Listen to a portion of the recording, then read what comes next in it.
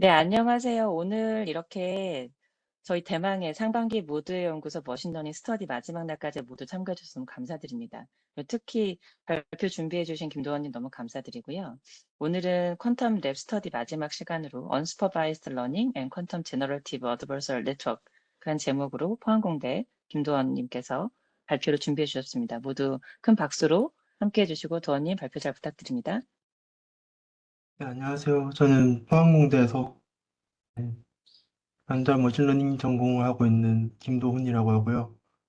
제가 오늘 발표를 좀 늦게 되었는데 일단 네, 죄송하다는 말씀을 드리면서 그리고 기다려주셔서 감사드리면서 시작을 하도록 하겠습니다.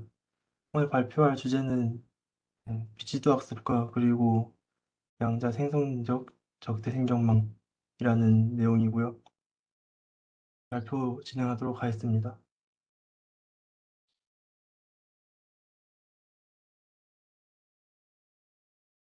먼저 언슈퍼바이즈 러닝은 기존에 많은 태스크들이 슈퍼바이즈드 러닝, 지도학습인데 지도학습에서는 어, 실제 데이터에 대한 각각의 라벨, 즉 정답이 다 매겨져 있어서 그 라벨과 정답과 데이터를 함께 사용하여서 머신러닝을 진행하였다면 언슈퍼바이즈드 러닝에서는 라벨 없이 라벨링이 안 되어 있는 데이터, 즉 데이터만을 가지고 머신러닝을 진행을 하기 때문에 주로 데이터 자체의 패턴이나 아니면은 추세를 찾아내고 학습을 하게 되는 그런 머신러닝의 분야입니다. 비주도 학습 분야의 태스크의 예시로 크게 세 가지 대표적으로 제시가 되는데요. 첫 번째로는 디멘저널리티 리덕션이라고 고차원의 데이터를 저차원의 데이터로 최소한의 정보 손실과 함께 압축을 하고자 하는 분야가 있고요. 대표적으로 PCA라는 방식이 있습니다. 두 번째로는 데이터가 있을 때 그것을 K개의 군집으로 클러스터링 하고자 하는 분야가 있고요. 대표적으로는 K-민즈라는 방식이 있습니다. 마지막으로 어, 이번 발표에서 저희가 다룰 분야인 제너러티브 모델링이라는 분야가 있는데 이것에 대해서는 다음 슬라이드에서 설명을 하도록 하겠습니다. 제너러티브 모델은 기존에 많은 태스크들이 디스크리미티브 모델이었던 것에 비해서 어, 구성이 약간 다릅니다. 예시를 들어서 이미지를 받고 이미지 클래시피케이션을 한다라고 했을 때 그 모델이 하는 것은 어, 많은 양의 정보를 가지고 있는 데이터를 받아서 그 데이터 안에 있는 어떤 우리가 알고 싶은 피처를 찾아내는 것이 디스크리미티브 모델이 한 주된 일이었다면 제너러티브 모델 같은 경우에는 인풋으로 받는 데이터셋이 있을 때 그 데이터셋 전체에 해당하는 그 뒤에 있는 분포를 학습을 하고자 합니다. 데이터셋 자체를 생성한 분포를 우리가 모델링을 할 수 있게 되면 그 분포를 가지고 새로운 데이터를 샘플링 할 수 있게 되기 때문에 그래서 그 분포를 학습을 하는 것을 제너러티브 모델링이라고 부르게 됩니다.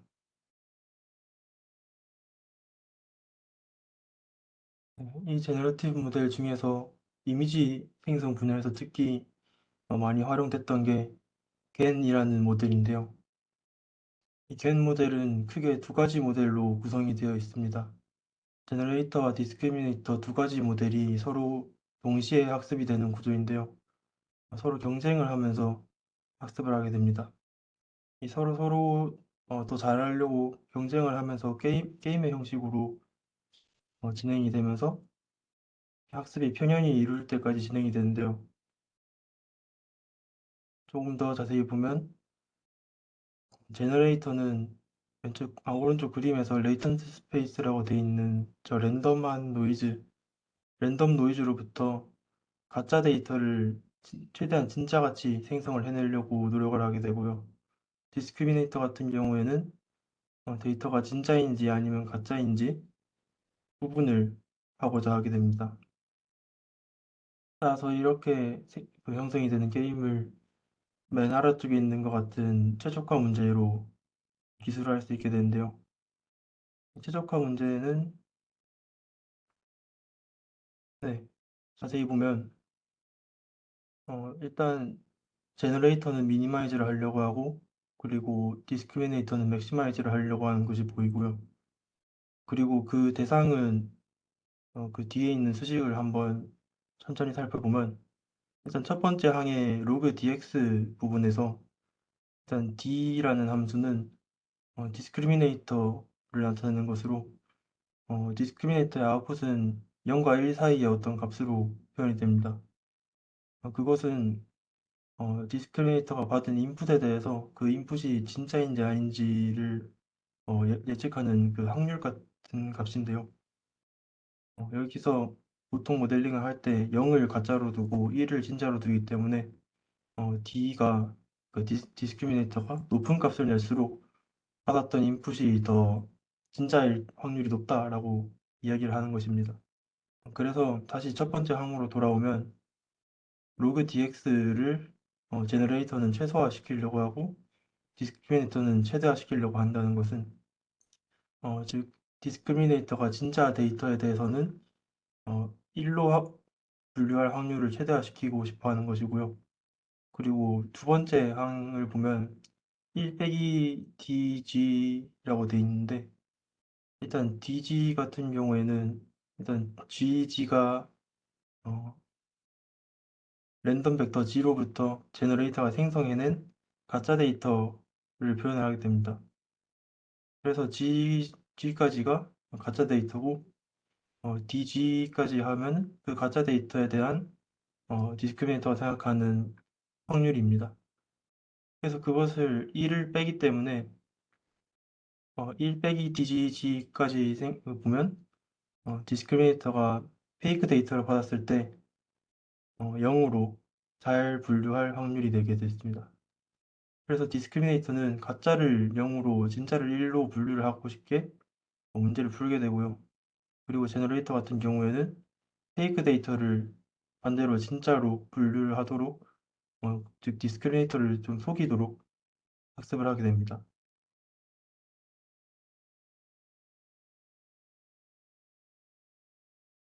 네, 이 옵티마이제이션 문제에 대해서 그 트레이닝 루프로 실제로 어떻게 로스를 만들고 트레인 적용을 하는지에 대해서 간단히 소개를 드리면 일단 디스크리미네이터에 대해서는 맥시마이즈 문제니까 그레디언트 방향에 대해서 올라가는 증가하는 방향으로 스텝을 하게 되고요. 그리고 제너레이터는 미니마이즈 문제니까 기존에 많은 문제들이 했던 것처럼 그레디언트 디센트로 내려가는 방향으로 로스를 적용하게 됩니다. 그래서 일단 그 루프 안에서 첫 번째는 어, 제가 임의로 설정할 수 있는 가우시안 분포는 보통 가우시안 분포가 많이 쓰이는데 유니폼 분포가 퀀텀 겐에서는 많이 사용되기도 합니다. 하여튼 그래서 그 어떤 우리가 설정한 그 분포에 대해서 분포 PG에 대해서 랜덤 벡터를 샘플링을 하고요. 그 랜덤 벡터를 가지고 제너레이터가 페이크 데이터를 만들고 그 페이크 데이터랑 진짜 데이터를 같이 활용을 해서 디스크리미네이터를 학습을 합니다. 그리고 어, 그 다음으로 제너레이터에 대해서 그레디언트를 적용을 합니다.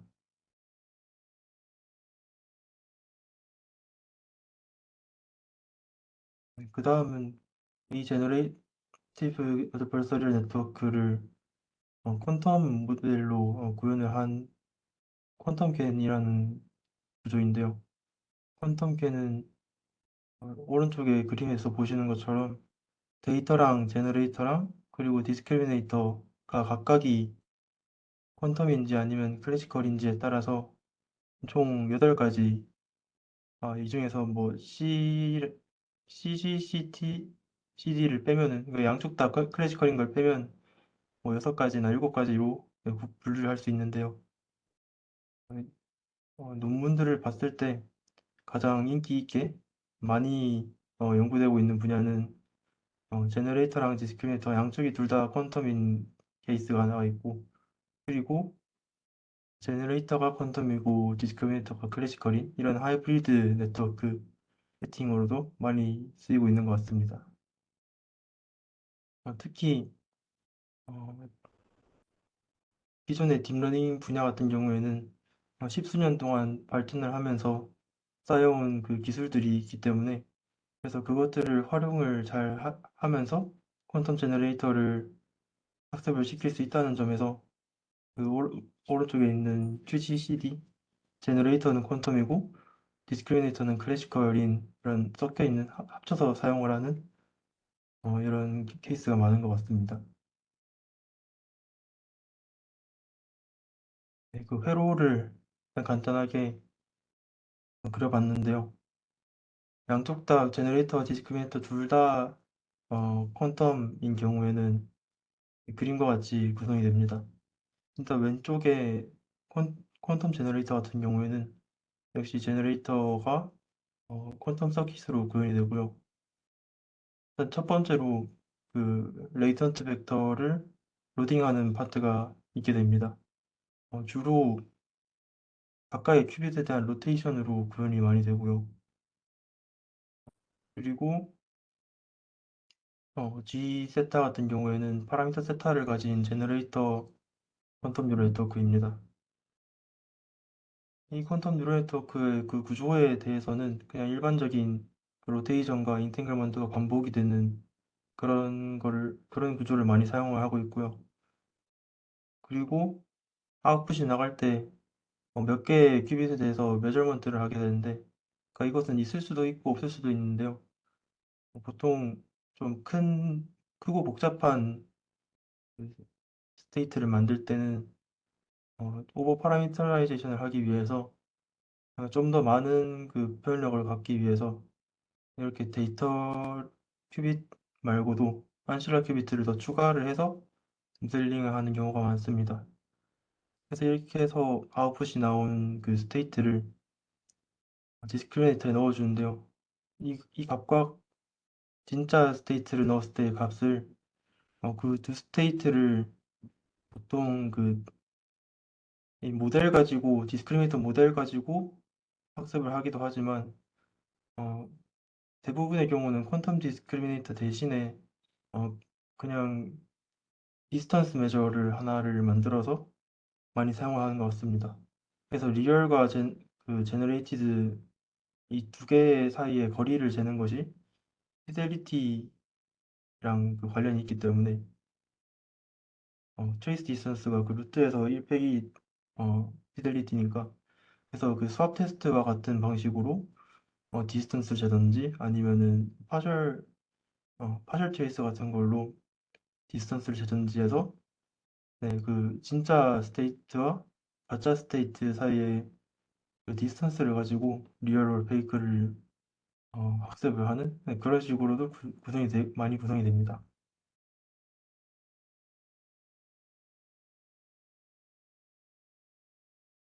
네, 다음은 제일 많이 활용되고 있는 하이브리드 네트워크 구성인데요. 제너레이터 같은 경우에는 앞서서와 같지만 오른쪽에 클래시컬 디스크리미네이터 같은 경우에는 저 퀀텀 서킷 대신에 기존에 뭐 텐서플로우든 아니면 파이토치든 일반적인 클래시컬한 뉴럴 네트워크가 들어가게 됩니다.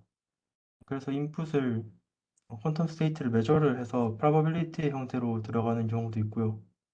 아니면은 모든 것이 클래시컬에서 시뮬레이션으로 이루어져서 그냥 스테이트 자체를 복소수 벡터 자체로 그냥 인풋을 넣어서 디스크리미네이터에 학습을 하는 경우도 있습니다.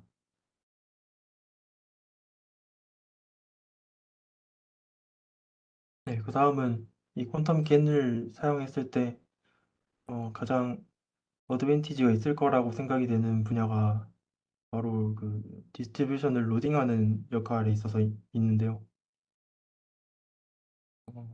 네, 지금까지 큐겐이 집중을 하고 있는 것이 말할 수 있는 것이 기존의 클래시컬한 겐보다 훨씬 더 뛰어나다라는 거는 아직은 말을 잘 못하고 있고요. 그쪽에 포커싱을 하는 것보다는 기존의 다른 알고리즘들을 사용할 수 있게 만들어준다는 거에 초점을 더 맞추고 있는 것 같습니다.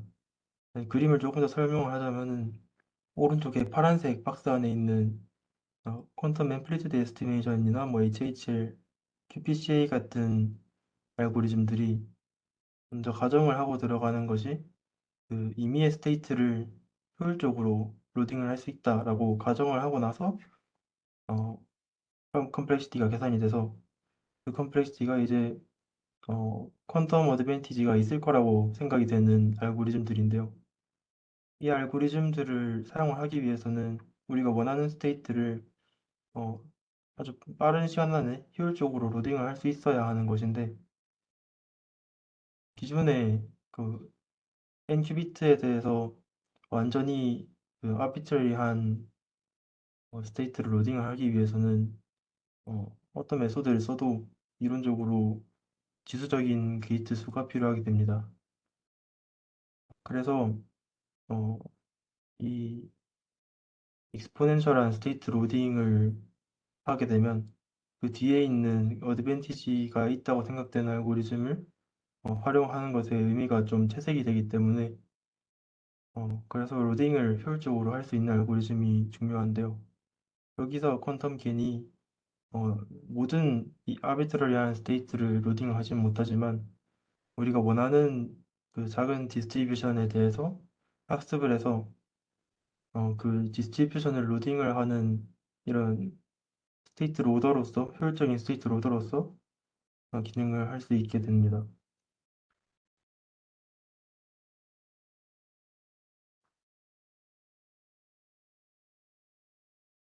네, 이런 의미에서 이 관점에서 어, 퀀텀 겐을 구현을 해보면 타겟이 이게 변수가 두 개인 노멀 분포였고요. 그래서 이것을 어, 8 곱하기 8 그리드로 만들어서 총 64개, 즉 6큐빗의 데이터로 만든 예시가 있고요. 이 예시는 어, 우리가 보고 있는 키 텍스트북은 아니지만 그 퀀텀 머신러닝이 아니라 그 키스킨 머신러닝 패키지 그 안에 튜토리얼에 이 예시가 나와 있습니다. 그래서 퀀텀 제너레이터 같은 경우에는 키스킷에서 샘플링 QNN이나 에스티메이터 QNN 같은 걸로 쉽게 구현이 가능하고요. 그래서 이렇게 만든 분포가 파이토치 모델로 그 진짜 분포랑 같이 들어가셔서 모델이 학습이 됩니다. 네, 말씀드린 것처럼 저의 시가 텍스트북에는 지금 올라와 있는 코드가 서킷 QNN과 오플로 QNN이라는 것을 활용하는데 이것이 둘 다 지금 버전이 바뀌면서 이제 앞으로 없어질 내용이고요. 그래서 다른 걸로 준비를 하다 보니까 찾은 게 그 알고리즘에 있는 QGen이라는 클래스인데요. 이 클래스 또한 이미 뷰케이지 된 클래스더라고요. 그래서 찾은 게 아까 말씀드렸던 퀀텀 머신러닝 그 도큐먼트에 있는 네, 이 튜토리얼을 네, 찾아서 네, 왔습니다. 그래서 이 튜토리얼 같은 경우에는 어, 앞서 말씀드렸듯이 제너레이터는 퀀텀이고 그리고 디스크리미네이터가 클래시컬인 그런 구성이고요. 타겟은 그 디스트리뷰션을 로딩하는 것에 있습니다.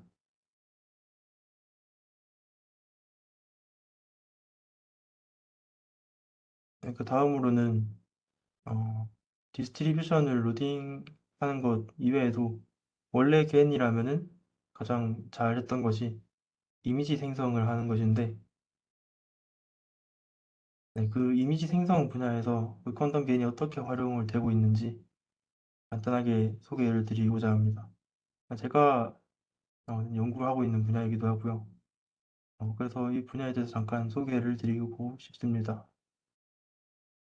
그 실제로 원래 클래시컬 안겐과 같이 진짜 이미지 데이터의 분포가 있으면 그 이미지 분포를 따라갈 수 있도록 어, 그 퀀텀 제너레이터 학습을 하게 되는데요.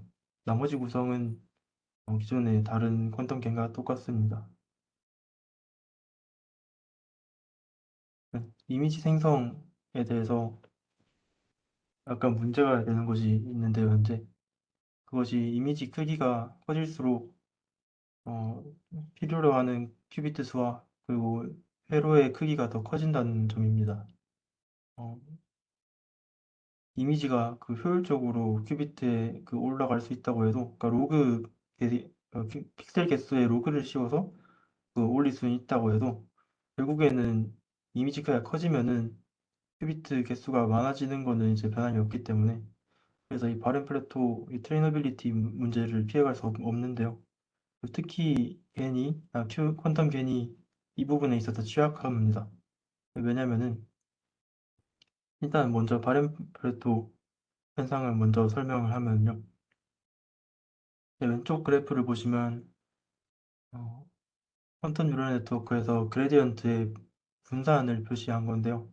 이 부분은 그 지난번 발표 때 박지원님께서 좀 자세히 설명을 해주신 걸로 알고 있습니다. 그래서 잠깐 간단하게만 언급을 하겠습니다. 그 세로축은 그레디언트의 분산이고요. 그리고 보시는 그래프의 색깔은 회로에서 큐비트의 개수를 의미합니다. 그리고 가로축은 어, 그 퀀텀 뉴럴 네트워크의 깊이를 의미하는데요. 그래서 회로에서 큐비트가 많아질수록 이 바렌 플래트 현상, 이 그레디언트가 없어지는 현상이 더 심해지고, 그리고 같은 큐비트에서는 어, 모델의 깊이가 깊어질수록 더 그레디언트 베니싱이 심해집니다. 그 오른쪽에 그림을 보시면 파란색이 큐비트가 적을 때 예시이고, 그리고 주황색이 큐비트가 더 많아졌을 때 예시인데, 그림에서 보시는 것과 같이 평평한 영역의 넓이가 더 넓어지고 그 그레디언트 값이 있는 그 영역이 더 좁아진 것을 알 수 있습니다. 그래서 거의 모든 곳에서 그 로스 랜드스케이프가 평평해지기 때문에, 그래서 그레디언트 기반으로 학습을 하는 입장에서 문제가 됩니다. 그리고 퀀텀 겐 구조가 특히 더 취약한 것이 어, 겐에 해당하는 로스가 근본적으로 글로벌 코스트 펑션이라는 부분입니다. 네, 이 부분도 그 글로벌 코스트 펑션과 로컬 코스트 펑션 차이점에 대해서도 지난번에 설명을 해주신 걸로 확인을 했었고요. 그래서 이 차이점은 왼쪽 회로에 보시면 이 메저먼트를 하는 게 전체 큐빗에 묶여 있냐, 아니면은 어떤 로컬한 부분에서 어, 메저를 해서 이것들의 합으로 표현을 할 수 있냐, 이거의 차이에 따라서 그 트레이너블한 그 바렌 플래토의 영역이 좀 약화되는 영역이 있다는 것을 의미하는 건데요. 겐 같은 경우에는 회로의 제일 끝에 아웃풋 전체를 가지고 그 아웃풋이 진짜인지 아닌지를 이제 디스크리미네이터로 판단을 하는 거기 때문에, 그래서 결국에는 아웃풋 전체를 다 넣을 수밖에 없는, 그 아웃풋 전체에 대한 로스일 수밖에 없다는 점이 있습니다. 그래서 그렇기 때문에 이 바렌 플래토를 벗어나기 위한 여러 가지 트릭들, 이 로컬 코스트 펑션도 마찬가지고 그 레이어 와이즈로 쪼개서 트레이닝하는 방식도 있는데, 그 방식도 적용을 잘 할 수 없다는 문제점이 있습니다. 그래서 이 바렌 플래토 문제를 아직 해결을 하지 못해서 지금까지 이미지 제너레이션 분야에서는 최대한 겐 모델의 크기를 작게 유지하고자 했습니다. 모델이 커질수록, 네, 일단 그 문제점을 그림이랑 같이 설명드릴 건데요. 일단 이미지 크기가 작을 때는 저 바렌 플래토 저 그래프의 상에서 어느 정도 그 학습이 가능한 그 위치에 있는데요. 네, 이미지 사이즈가 커질수록 그것을 위해서 그 제너레이터 모델도 더 커져야 되고, 네, 그럴수록 네, 거의 학습이 불가능한 상태로 만들어지게 됩니다. 그래서 많은 모델들이 퀀텀 제너레이터 서킷 자체를 작게 유지하기 위해서 여러 가지 방법을 사용을 하고 있는데요. 네, 그래서 첫 번째로 사용되고 있는 게 PCA를 활용을 해서 이미지 데이터의 차원을 축소하는 방식입니다. PCA는 제일 처음에 말씀드렸던 디멘셔널리티 리덕션 방식 중에 하나인데요. 이것을 클래시컬 데이터를 디멘셔널리티 리덕션을 적용을 해서 어, 작은 차원으로 내린 뒤에 이 압축된 클래시컬 레프레젠테이션에 대해서 퀀텀 제너레이터가 학습을 하는 구조입니다.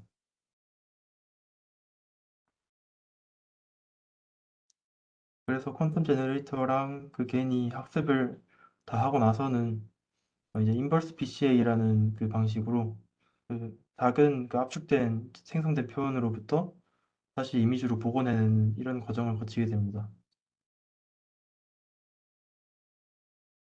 두 번째 방식으로는 패치 기반 방식이 있는데요.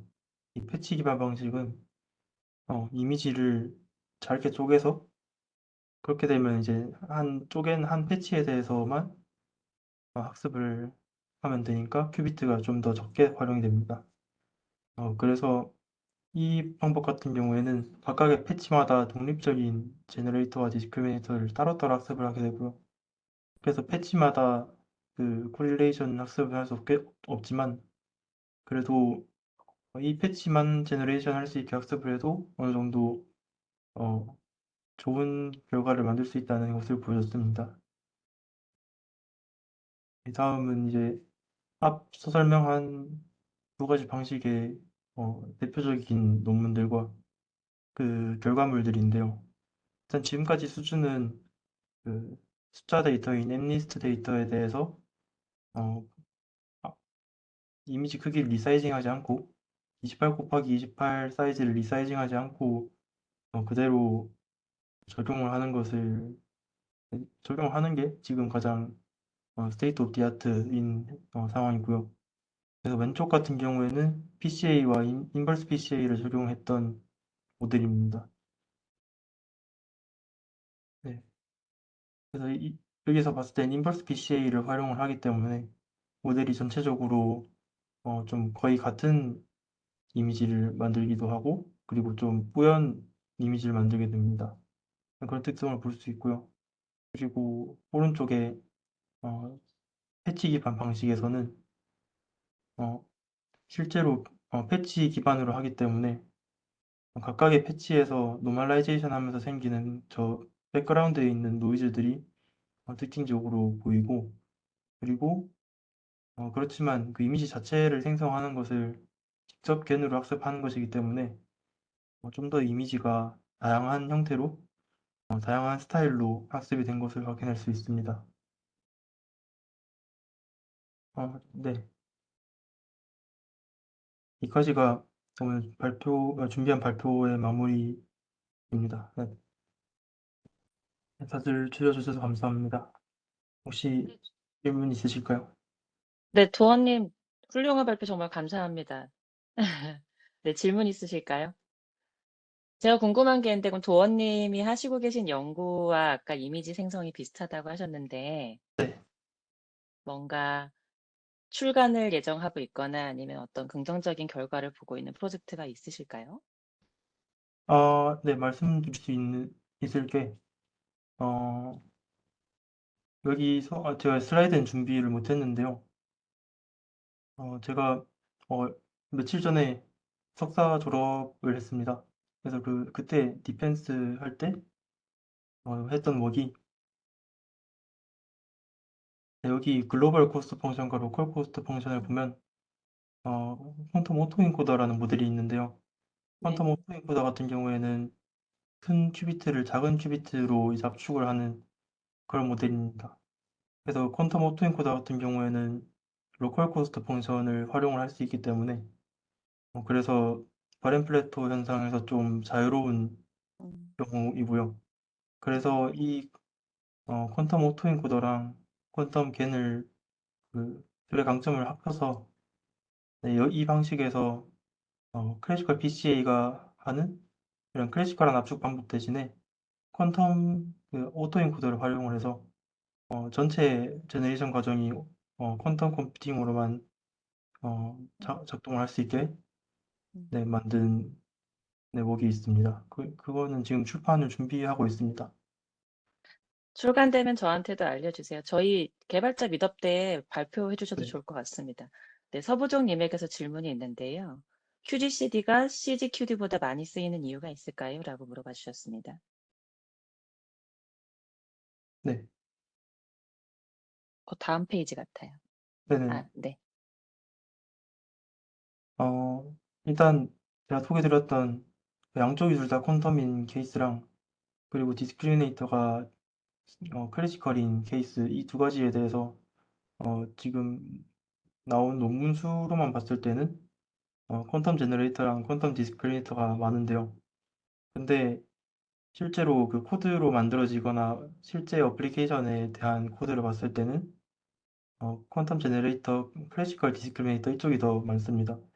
이게 왜냐면은 아직 퀀텀 머신러닝이라는 분야가 네. 네, 퀀텀 머신러닝이라는 분야가 아직 그 바렌플랫도와 같이 해결하지 못한 문제점들이 아직 존재하고 있기 때문에 그래서 좀 큰 사이즈의 모델을 학습을 하기 위해서 양쪽 다 퀀텀을 사용을 하면 그 문제가 제너레이터만 발생하는 것이 아니라 디스크리미네이터에서 발생을 양쪽 다 하기 때문에 그래서 큰 모델을 잘 학습하기가 어려운 점이 있습니다. 그래서 디스크리미네이터 쪽이라도 클래시컬로 조합을 해서 그 기존의 클래시컬한 딥러닝 분야의 파워를 좀 빌려오고자 하는 것이고요. 그리고 디스크리미네이터는 클래시컬로 만들어도 괜찮은 것이 결국에는 제너레이션 할 때는 이제 제너레이터만 가지고 데이터를 샘플링 하니까 나중엔 디스크리미네이터를 사용하지 않으니까 일단 네, 이런 세팅을 많이 활용하는 것 같습니다. 네, 지금 답변에 이어서 질문이 있는데요. 이 표에서 CT하고 QT가 정확히 어떤 뜻인지, 어떤 음, 내용인지 다시 알 수 있을지 문의가 김민재님으로부터 왔습니다. 네. CT랑 QT는 여기서는 제가 표시를 안 했는데요. 이 타겟 데이터라는 의미입니다. T가 타겟 데이터라는 것의 약자이고, 그래서 제가 발표할 때 데이터랑 제너레이터랑 디스크리미네이터가 각각이 클래시컬이랑 퀀텀인지에 따라서 나뉜다고 했는데, 그 의미입니다. 트레이닝할 때 타겟으로 하는 데이터가 클래시컬 데이터인지 아니면 퀀텀 데이터인지를 나타냅니다. 클래시컬 네. 데이터라고 하면 이미지 같은 데이터가 있을 수 있고, 그리고 음, 퀀텀 데이터라고 하면은 어, 뭐 분자들 간의 뭐 에너지 상태 같은 것들이 될 수 있습니다. 음. 네, 다음이 네, 감사합니다. 예. 에디님의 추가 질문이 하나 또 있어요. 그래서 딥러닝 개는 기술이 많이 발전해서 영상, 텍스트 변환까지 되는데 양자기에는 어느 정도까지 지금 연구가 되고 있는지, 예를 들면 아까 흑백의 네, 핸드라이팅을 제너레이션 하는 수준이라던가 아니면 네, 컬러풀한 이미지를 제너레이션 할 수 있었던가 지금 연구하고 계신 김도원님의 입장에서는 어느 정도까지 와 있다고 생각하시는지 의견 부탁드립니다. 네, 한 반년 전이랑 지금까지 나온 논문들은 그러니까 그 이전까지는 이제 8 곱하기 8 흑백 이미지가 제일 최신이었고요. 그리고 한 반년 전에 지금 보고 계시는 오른쪽 논문이 나왔고, 그리고 왼쪽 논문 같은 경우에는 조금 더 오래전에 나왔는데, 양쪽 기술의 차이점이 있는 것이, 왼쪽 기술은 클래시컬 디멘전 리덕션에 많이 의존을 했었고, 그리고 오른쪽 같은 경우에는 이 패치로 나누긴 했지만, 그래도 양자 회로 자체로 이미지 생성을 성공했다는 것에 의미가 있는 연구입니다. 그래서 현재 그 이미지가 스케일이 되는 속도를 봐서는 어, 앞으로 한 1년, 2년 안에는 조금 더 큰 32, 30이나 64, 64 대한 이미지 생성도 가능할 것 같고요. 그리고 컬러도 지금 저도 제가 연구하고 있는 주제이기도 합니다. 근데 아직은 네 아직 없는 것 같고요. 하지만 앞으로 1년, 2년 안에 아마 컬러 이미지 음. 제너레이션도 네 가능할 것 같습니다. 그러면 제가 이제 아마 시간이 거의 다 돼서 마지막 네. 질문을 하나 하게 될 것 같은데요. 도원님의 이후 계획과 그리고 본인의 실험실 소개를 간단하게 해주실 수 있다면요. 아 왜냐하면 한국이 지금 네. 양자 머신러닝이나 네. 이렇게 이미 생성 포함해서 연구하시는 분들이 실제로 많이 없으세요.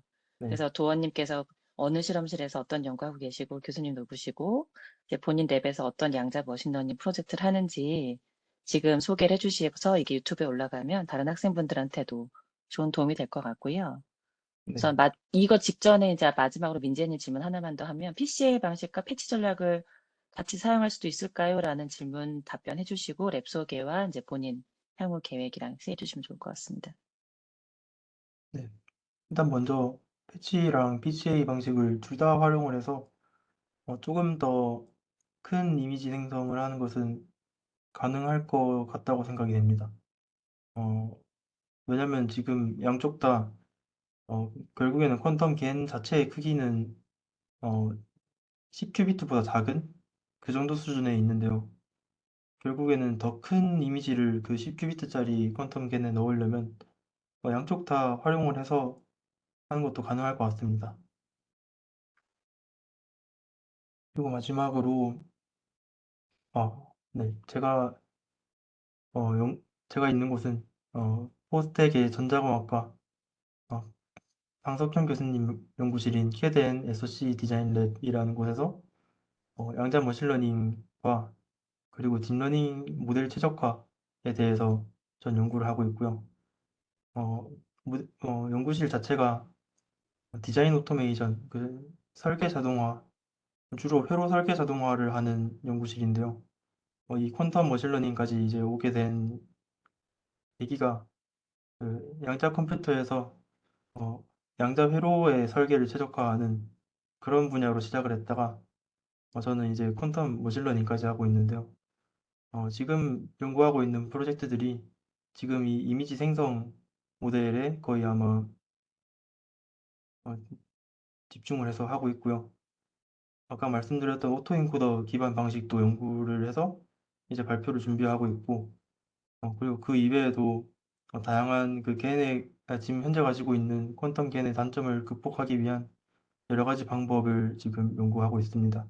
그래서 만약에 퀀텀 머신러닝이나 이것을 활용한 이미지 생성 같은 것이 관심이 있으시면 네, 얼마든지 검색을 하셔서 저한테 연락을 주시면은 네, 친절하게 답변 드릴 수 있도록 노력하겠습니다. 혹시 실험실에 같은 연구를 하는 동료는 몇 분 정도 계시고 그럼 도원님은 이제 박사 과정으로 같은 실험실로 진학을 하시는 건가요? 네, 지금 연구실에 양자 컴퓨팅을 하는 분들은 저까지 포함해서 총 3분이 계시고요. 그리고 저도 이제 앞으로 박사도 이제 여기서 할 계획입니다. 네, 다른 학생분들께 아마 좋은 정보가 될 것 같습니다. 저는 오늘 발표 너무 유익했고요. 너무 준비를 잘해주셔서 감사드립니다. 이것으로 우선 레코딩을 마치는 걸로 하겠습니다. 그리고 여기까지 이제 모두 스터디 참가해주신 참가자분들 그리고 발표해주신 분들 정말 감사드리고요. 24일에 시간 되시는 분들은 뵐 수 있었으면 좋겠습니다. 네, 정말 감사합니다. 정말 감사해요. 모두 박수 감사합니다. 모두 고생 많으셨습니다. 많으셨습니다. 네, 감사합니다.